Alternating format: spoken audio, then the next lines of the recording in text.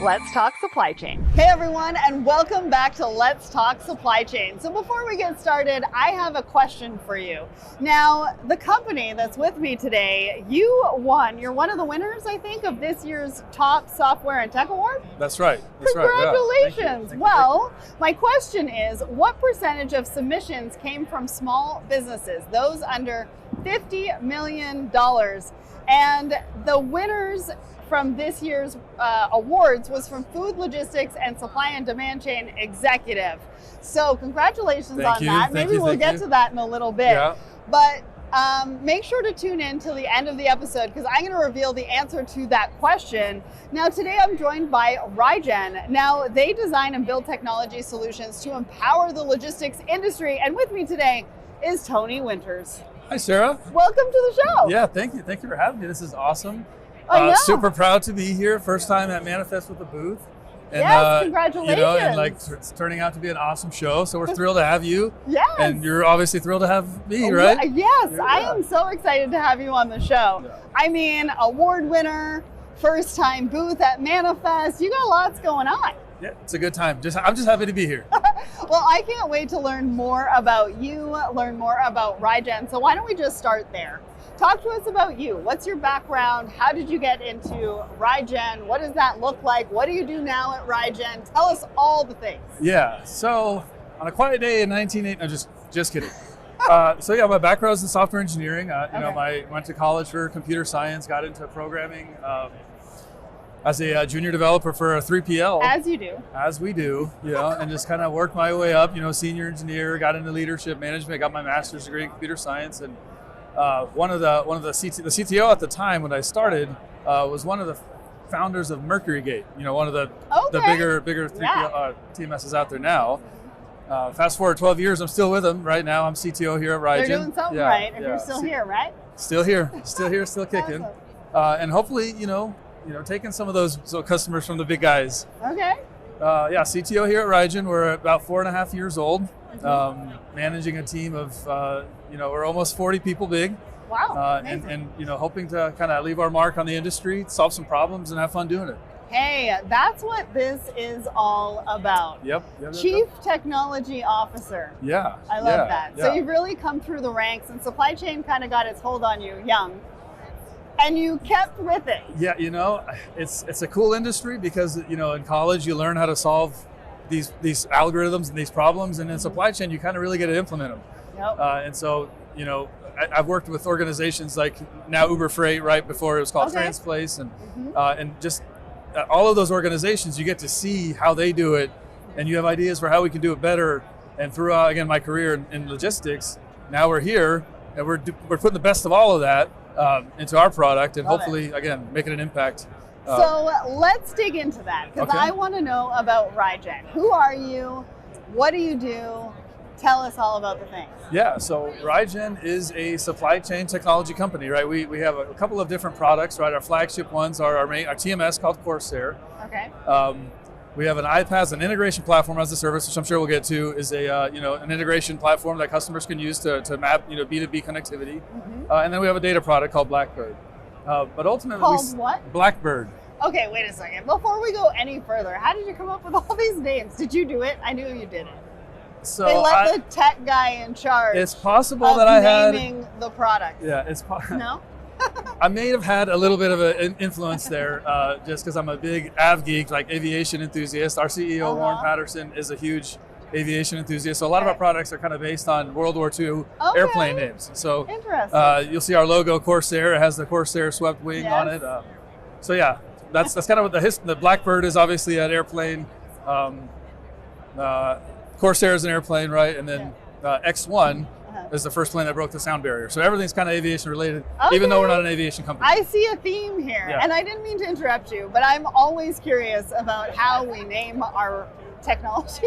Yeah. So keep going. Keep telling us about Rygen. Yeah. So again, Rygen is, we've seen these problems in the supply chain, right? We have ideas for how to make it better. We were kind of birthed out of a 3PL, and then they split us off into a technology. Our investors saw an opportunity to say, hey, you guys are building some really cool things that we can really share across the industry. And so here we are, building products for the supply chain, that help shippers, that help 3PLs, that help vendors, and so far it's working out pretty well. Awesome. I love that. Well, talk to me about some of the challenges that your customers are seeing right now. I feel like there was a whole bunch of challenges and disruptions in 2024. I'm hoping that they're not following us into 2025, but maybe they are, like labor, cybersecurity, all of that. What's kind of top of mind for them? Yeah. So those things still definitely exist, right? And now, I'd say the biggest one is probably what everybody's going to say, which is visibility. Where's my stuff? Where's it going to get here? How am I going to know if it's going to be late, right? Yeah. What do we do to fix it? How can is there predictiveness? Do we use AI? What is AI? So yeah, visibility is definitely a problem. We have our own ways of trying to fix that. Okay. Plus all of the other things you said, right? Cybersecurity, labor, costs, high costs, low costs. We don't know, so we're... And which technology do I choose? Yeah, well, that's easy. Rygen's technology. Yeah. But we're trying to solve the problems. We're seeing success with it. So yeah, hopefully we're like minimizing the amount of problems our customers are experiencing in general.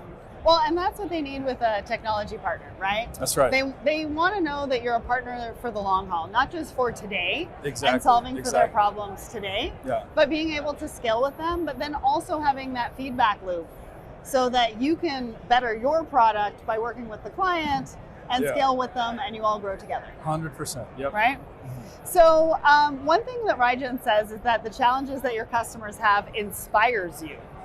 What do you mean by that? Can you talk to us about your approach to technology, to problem solving, maybe the values that you bring to the table? Yeah, I mean, you kind of just said it in your last question. Where it's like, hey, you're looking for a partner, a technology partner. What we mean by that is we crave what the industry wants. Like the industry is asking for this, and we crave that knowledge, right? So when the customer's like, hey, here's kind of my input on this, or here's what we're seeing, we want that feedback because we're a young team, but we're nimble, we're high output.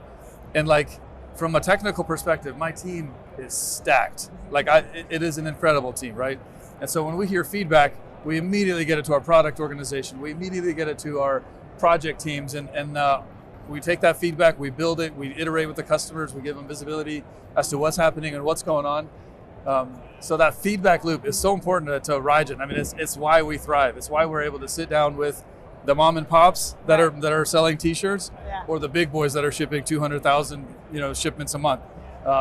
We take the feedback, we learn from it, and we make our product better. So it's a win for them, win for us, and a win for the industry. I know you're a CTO because I can see the passion in your eyes when you're talking about how can we make the next frontier. Yeah, for sure. I mean, I am passionate about it, like, and you have to be. Yeah, I mean, I'm passionate about the product. I'm passionate about my team. It's it's really a cool space to be in, and I couldn't be happier with the progress Rygen is making. Okay, well, let's dig into the products that you mentioned earlier. Okay. Firstly, I want to talk about Corsair. Mm-hmm. We already found out how you named it, so that's off the table. Yeah. But tell us exactly what it does. What makes it different? Yeah, so Corsair is our TMS, right? We're mainly focused on 3PLs and direct shippers, right? Right now, we don't do any brokerage or any asset management or anything like that. But we spent the first probably year and a half designing the data model, right? Like really understanding the space, really saying, hey, we want to make sure the product we're building, before we start hacking away and programming in a basement like we did, we want to make sure we can, if you start a company and and you're making T-shirts and you need to ship those T-shirts, we want to make sure our TMS can handle that use case, but we also want to go to BMW and say, hey, we can also handle your use case, right? So how do we build a TMS that supports all of that? Okay. And so that's kind of the advantage that Corsair has, is it supports all of the use cases. We can configure it without custom programming all of this stuff for the specific use case, right? It's configurable, it's scalable, flexible, customizable, nimble, cloud native. It is fast. I mean, I could do this all day. Okay, well, I love that. And then the other one that you said was X1. Yeah. It's named after, you said, a plane? Yeah, the Bell X1, which was the first plane to break the sound barrier. So, integrate at the speed of AI. That's kind of the thing. So that's what you do with X1. Tell me about X1 now, because you've really positioned this as like something extraordinary. Oh, everything we do is no pressure. Everything we do is extraordinary, ladies and gentlemen. So X1 is our integration platform as a service, or iPaaS for short. A lot of people don't know what it is, but everyone needs one. So we got one. And effectively, it came out of the need for our own internal integrations, right? EDI, right? Everybody uses EDI. Well, X1, that's kind of like the bread and butter of X1. Or API connectivity, API gateways, security, all of this stuff. So we started building it for our internal purposes, and then they're like, wow, this is a great product. Like, we did good. We got to share this with the world. You said that, or the customers that you showed it to said that? I mean, it's an iterative process. It's back and forth, but we all high five at the end of the day. You know what I mean? You like a good high five. You want a high five? Let's high five. I like X1. Yeah. We'll do another one at the end. All right. Okay. Yeah. So then the third one is Blackbird. Now that is around business intelligence. We've been talking about business intelligence for quite a while. So how is this different? How does it help your customers? Why do companies need this? Yeah, so Blackbird is kind of our attempt to normalize everything that you see here, right? Everybody has disparate systems. Everybody has data. Tech stack for days, right? So we have legacy systems. We have big monster enterprise systems, ERPs. We have TMSs and WMS. And like, what's a customer? Right, okay. A customer in our system is one thing. A customer in another system is another thing. And Blackbird is an attempt to say, hey, forget all the biases of all these systems. We want to have like an industry standard way to say, hey, a customer means X, a shipment means X, right?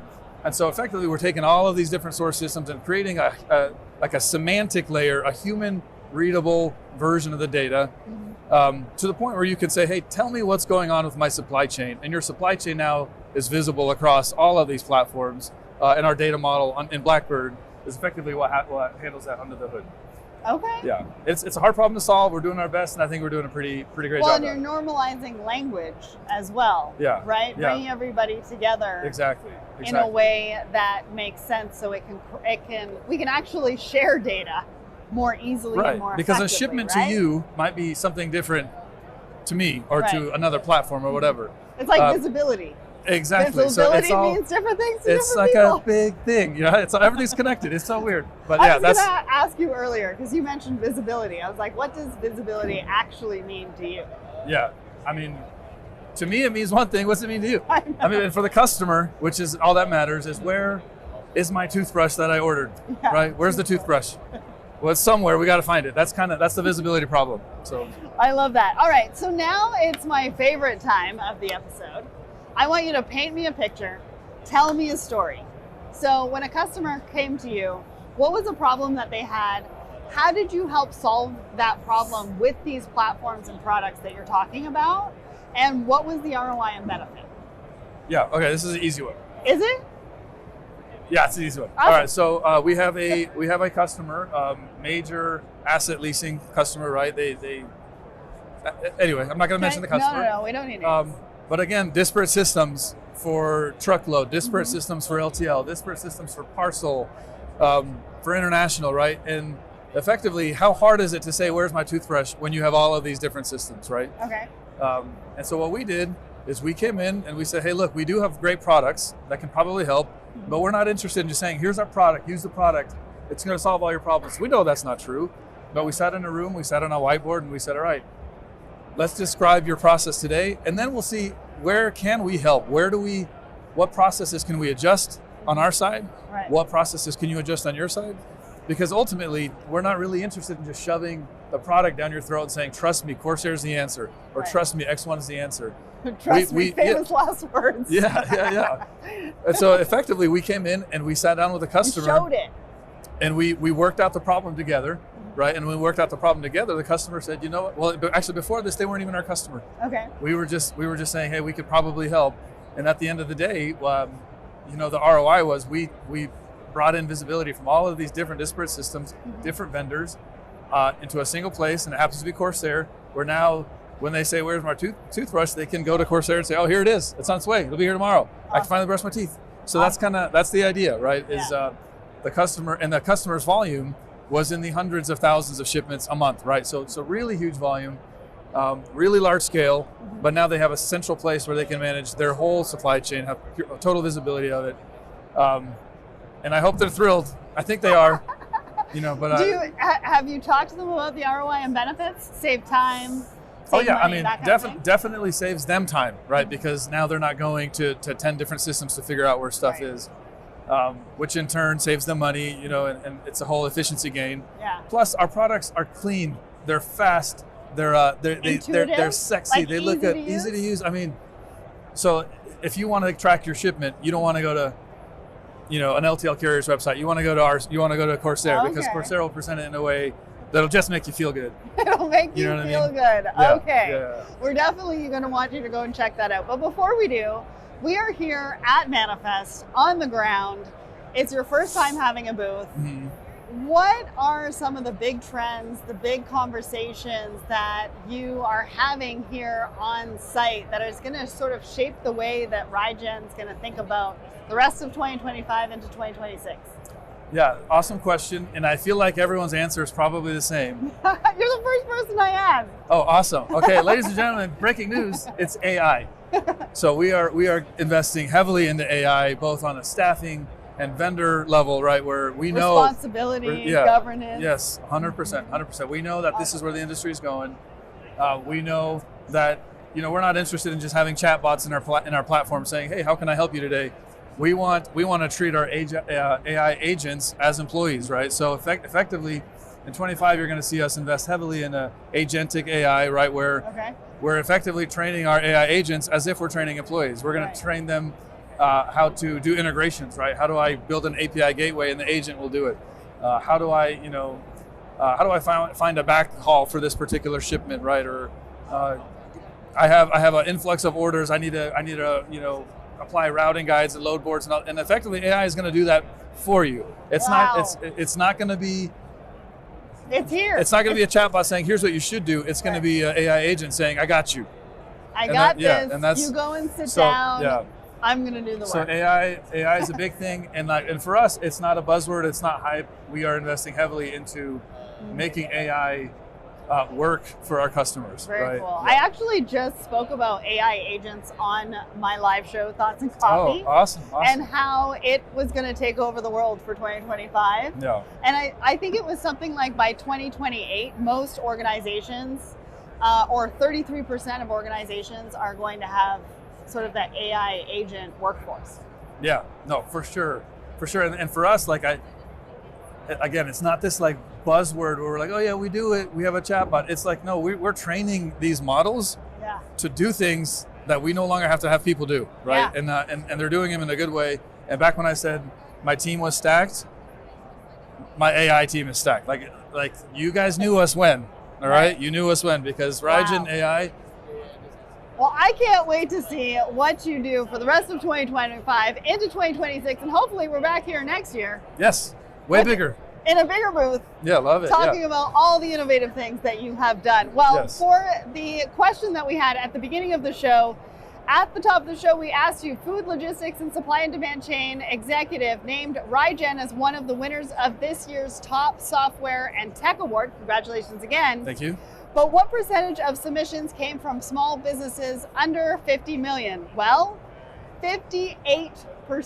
That's more than half, which is amazing. That means that we've got a lot of really cool, innovative small businesses that are coming to the table, and you won that category. Love it. Congratulations again. If anybody wants to learn more about you, where should they go? What's your website? Rygen.com, Rygen. Beautiful website, easy to use, beautiful products, beautiful people. All right. Let's do it. Get in touch, and thank you, Tony. Thank you so much. For joining Appreciate me you on the having me. show today. Yeah, thanks for having me. Thanks, everyone.